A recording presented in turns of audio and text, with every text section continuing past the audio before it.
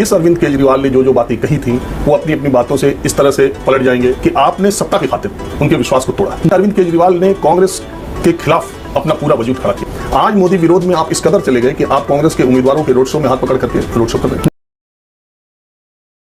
Arvind Kejriwal Indian politics में आए ही थे करप्शन को रोकने के लिए। जब अरविंद केजरीवाल नए नए पॉलिटिक्स पार्टी में एंटर किए थे उस टाइम इन्होंने करप्ट लीडर्स के लिस्ट निकाले थे, जिसमें कई बड़े बड़े पॉलिटिक्स पार्टी के लीडर्स के नाम शामिल थे। आप देखिए, देश के बेईमानों की लिस्ट बनाई थी।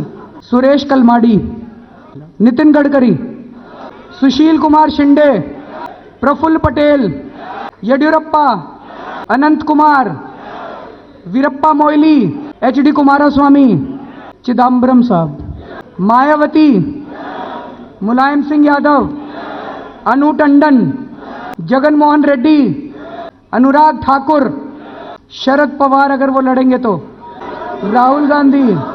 आखिरकार क्या मुसीबत पड़ गए थे अरविंद केजरीवाल को कि जिनके अगेंस्ट प्रोटेस्ट कर रहे थे आज उनको उन करप्ट लीडर्स के साथ खड़ा होना पड़ा। क्या अरविंद केजरीवाल इन बड़े पॉलिटिक्स पार्टी के पीछे अपने काले कारनामे को छुपाना चाहते थे? अरविंद केजरीवाल की जो पार्टी है आम आदमी पार्टी, इनकी शुरुआत कहां से हुई? क्यों अन्ना हजारे जी अरविंद केजरीवाल के साथ छोड़ दिए? क्या सच में अरविंद केजरीवाल ऑनेस्ट लीडर है? चलिए आज अरविंद केजरीवाल के ऊपर लगे तमाम एलिगेशंस को समझते हैं। चलिए स्टार्टिंग करते हैं। 5 अप्रैल 2011 में अन्ना हजारे अपने समर्थकों के साथ नई दिल्ली के जंतर मंतर में मूवमेंट करना स्टार्ट करते हैं। इस मूवमेंट को स्टार्ट करने के पीछे रीजन ये थे कि अन्ना हजारे जी चाहते थे कि लोकसभा में जन लोकपाल बिल को पास कराना और करप्शन के अगेंस्ट सख्त से सख्त कार्रवाई की जाए। इन डिमांड को लेकर अन्ना हजारे जी मूवमेंट कर रहे थे। इस मूवमेंट में अन्ना हजारे जी के समर्थन में कई चेहरे खड़े थे, जिसमें अरविंद केजरीवाल, किरण बेदी, प्रशांत भूषण, बाबा रामदेव जैसे कई प्रसिद्ध समाज सेवी शामिल थे। अन्ना हजारे के बाद इस मूवमेंट में मुख्य चेहरा अरविंद केजरीवाल थे। फिर अन्ना हजारे के अगुवाई में अरविंद केजरीवाल ने इस मूवमेंट को आगे बढ़ाते हैं। बट गवर्नमेंट उस टाइम इनके बातों पर ज्यादा ध्यान नहीं देते हैं। तब 16 अगस्त 2011 को अन्ना हजारे जी अनशन पर बैठ जाते हैं। इसके बाद देश भर में अन्ना हजारे जी के समर्थन में मूवमेंट स्टार्ट हो जाते हैं। अन्ना हजारे के समर्थन में अनुपम खेर, कुमार विश्वास, मनीष सिसोदिया, संजय यादव जैसे कई लोग इसमें शामिल हो जाते हैं। देश भर के लोग इस मूवमेंट को समर्थन करने लगते हैं और इसमें ऐड होने लगते हैं। बिकॉज इस मूवमेंट की जो लड़ाई थे करप्शन को खत्म करने के लिए थे। उस टाइम दिल्ली में भी कांग्रेस की गवर्नमेंट थी और केंद्र में भी कांग्रेस की गवर्नमेंट थी और जो करप्शन करने वाले लीडर्स के लिस्ट निकाले थे इनमें अधिकतर करप्ट लीडर्स कांग्रेस के थे। इसलिए कांग्रेस इनके डिमांड को लेकर ज्यादा ध्यान नहीं दे रहे थे। बट अन्ना हजारे के समर्थन में देश भर के लोगों ने कांग्रेस को झुकने पर मजबूर कर दिए और ना चाहकर भी कांग्रेस को जन लोकपाल बिल को लोकसभा में पास करना पड़ा। तब जाकर अन्ना हजारे जी ने अपना अनशन को तोड़ा। अन्ना हजारे जी कभी भी इस मूवमेंट को गंदे पॉलिटिक्स से जोड़ना नहीं चाहते थे और ना ही कभी इनके ऐसा कुछ इरादा थे और ना कभी गंदे पॉलिटिक्स में घुसना चाहते थे। ना मैं राजनीति में जाऊंगा। बिल्कुल नहीं, ये राजनीति में पूरा कीचड़ हो गया है आज कि पूरा कीचड़ हो गया। मैं कोई पार्टी नहीं निकलना, कोई पक्ष नहीं निकलना। अभी तक अन्ना हजारे जी अपने बातों पर खरे उतरे हैं। बट इस मूवमेंट का पूरा फायदा उठाते हैं अरविंद केजरीवाल। बिकॉज उस टाइम अरविंद केजरीवाल करप्शन के सख्त अगेंस्ट थे। इन भ्रष्ट नेताओं ने, इस भ्रष्ट व्यवस्था ने मजबूर किया है कि हम लोग ये कदम उठाएं। जिस रीजन से लोगों ने इनको अपना मसीहा ऑनेस्ट समझकर इनके ऊपर ट्रस्ट करते हैं। फिर अरविंद केजरीवाल इस मूवमेंट को पॉलिटिक्स पार्टी बनाने का निर्णय लेते हैं और 2 अक्टूबर 2012 को अरविंद केजरीवाल अपने समर्थकों के साथ मिलकर इसे पॉलिटिक्स पार्टी बना देते हैं। अरविंद केजरीवाल 26 नवंबर 2012 को इस पार्टी का नाम आम आदमी पार्टी रखते हैं और लोगों के सामने पेश करते हैं। जैसे ही अरविंद केजरीवाल अन्ना हजारे के बातों का उल्लंघन करके इस मूवमेंट को पॉलिटिक्स पार्टी बनाते हैं, उसी दिन से अन्ना हजारे जी इनसे अलग हो जाते हैं। बिकॉज अन्ना हजारे जी कभी नहीं चाहते थे इस मूवमेंट को पॉलिटिक्स में लाना। अन्ना हजारे जी जानते थे गंदे पॉलिटिक्स से लोगों का भला होने वाला नहीं है। यहाँ से अरविंद केजरीवाल धोखा देना स्टार्ट करते हैं। जिस अन्ना हजारे जी ने इनको चलना सिखाते हैं, फर्स्ट टाइम उन्हीं के साथ धोखाधड़ी करते हैं। इसके बाद अरविंद केजरीवाल अपने समर्थकों के साथ आम आदमी पार्टी का विस्तार करने लगते हैं। कई लोगों को पार्टी का मेंबर बनाते हैं और आने वाले 2013 के दिल्ली विधानसभा इलेक्शंस में अपने पार्टी को लेकर उतर जाते हैं। यहाँ 17 सीटों पर इलेक्शंस को कंडक्ट कराए जाते हैं, जिसमें भाजपा 31 सीटों को जीतकर फर्स्ट नंबर पर आते हैं। वहीं आम आदमी पार्टी 28 सीटों पर जीत दर्ज करके सेकेंड नंबर पर आते हैं और कांग्रेस को 8 सीटें हाथ लगते हैं। बट गवर्नमेंट बनाने के लिए किसी के पास पूर्ण बहुमत नहीं थे। बिकॉज गवर्नमेंट बनाने के लिए 70 सीटों में 36 सीटों की जरूरत थी, जो किसी पार्टी के पास नहीं थे। सिचुएशन ये थी कि जब तक कोई पार्टी साथ में नहीं मिल जाते हैं, तब तक गवर्नमेंट नहीं बन सकते हैं। यहाँ अरविंद केजरीवाल सत्ता के लालच में क्या करते हैं कि जिस कांग्रेस के कट्टर विरोधी थे, जिनके आधे से ज्यादा करप्ट लीडर्स के लिस्ट निकाले थे, कांग्रेस ने सारे कुकर्म किए। कोयला खा गई, लोहा खा गई, 2G खा गई और आगे कर दिया मनमोहन सिंह को। उन्हीं कांग्रेस के साथ अरविंद केजरीवाल मिलकर गवर्नमेंट बनाते हैं। अब क्या कहना, जो चोरों को पकड़ने के लिए निकले थे वही चोरों के गैंग में शामिल हो जाते हैं। तो जाहिर से बात है कि चोर तो चोरी करना ही सिखाएंगे।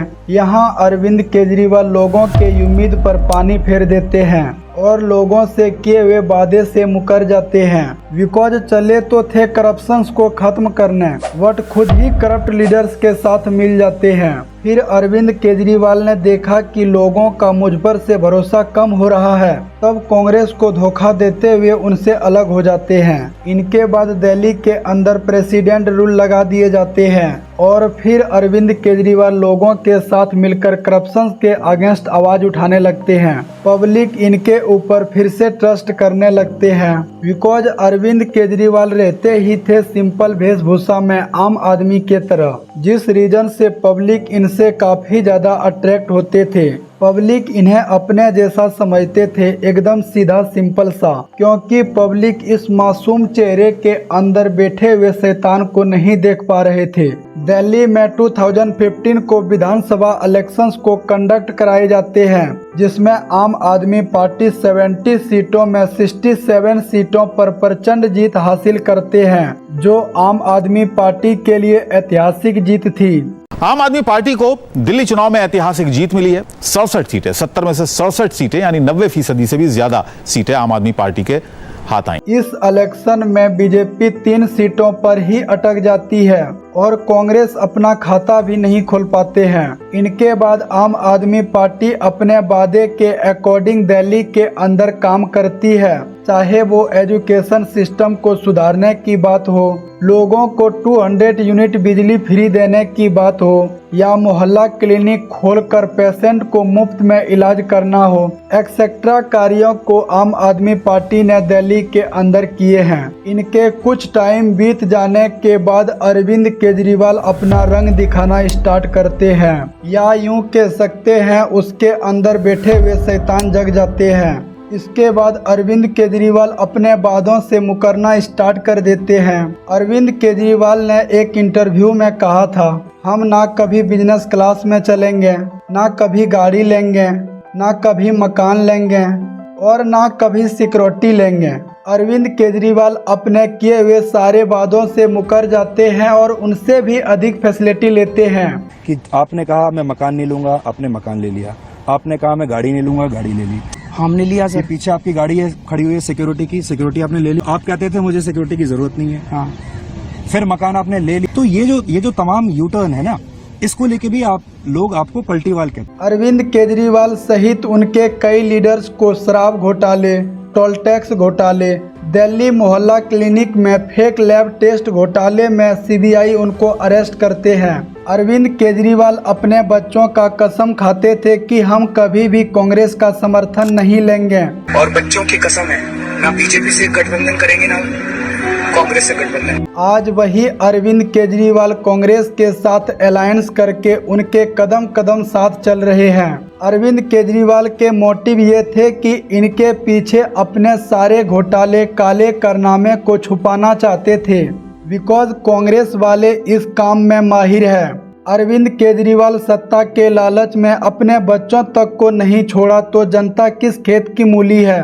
अरविंद केजरीवाल भी इंडिया के टॉप करप्ट लीडर्स के गिनती में आने लगे। अरविंद केजरीवाल 2015 में सीएम बनने के बाद यमुना नदी को क्लीन करने के बाद कहे थे, यमुना को साफ किया जाएगा, यमुना साफ कर सकते हैं, यमुना हमारे लिए पवित्र नदी। इसके बाद एवरी ईयर यमुना नदी को क्लीन करने की बात कहते हैं। कहना चाहता हूं कि यमुना को साफ करने के लिए हम पूरी तरह से प्रतिबद्ध हैं। इसकी भी मैंने पूरी प्लानिंग करी है। यमुना नदी के अंदर 4-5 साल के अंदर आपको गोता लगवा देंगे, नला देंगे आपको यमुना नदी का। और अगले 5 साल ये चुनाव छोड़ के अगले चुनाव के पहले आप सबको यमुना भी नहलवा देंगे। मैं आपके साथ डुबकी लगाऊंगा। चुनाव के वक्त मैंने दिल्ली के लोगों से 5 साल मांगे थे। मैंने कहा अगले चुनाव में मैं खुद डुबकी लगाऊंगा यमुना के अंदर, आप सब लोगों को साफ पानी। मैंने आपको एक प्रॉमिस किया हुआ है कि अगले चुनाव के पहले आपके साथ यमुना में डुबकी लगाऊंगा, वो कर दूंगा। वोट क्लीन करने के नाम पर पब्लिक को सिर्फ और सिर्फ तारीख पर तारीख, तारीख पर तारीख, तारीख पर तारीख, तारीख पर तारीख मिलती रही है, लेकिन इंसाफ नहीं मिला मिलोड, इंसाफ नहीं मिला। मिली है तो सिर्फ ये तारीख। आज यमुना नदी का जल दिन पर दूषित होते जा रहे हैं। अभी इसका हाल बद से भी बदतर हो गए हैं। लोग यमुना नदी के तट पर 5 मिनट तक खड़ा नहीं रह सकते हैं, इतना दुर्गंध मारते हैं। यमुना नदी का झाग ऐसा मालूम होता है मानो आसमान का बादल अपना रास्ता भटक कर यमुना नदी में आ गया हो। आम आदमी पार्टी को सत्ता में रहते हुए 10 साल बीत गए, बट यमुना नदी को क्लीन नहीं करा पाए और ना ही दिल्ली के अंदर पोल्यूशन को कम कर पाए।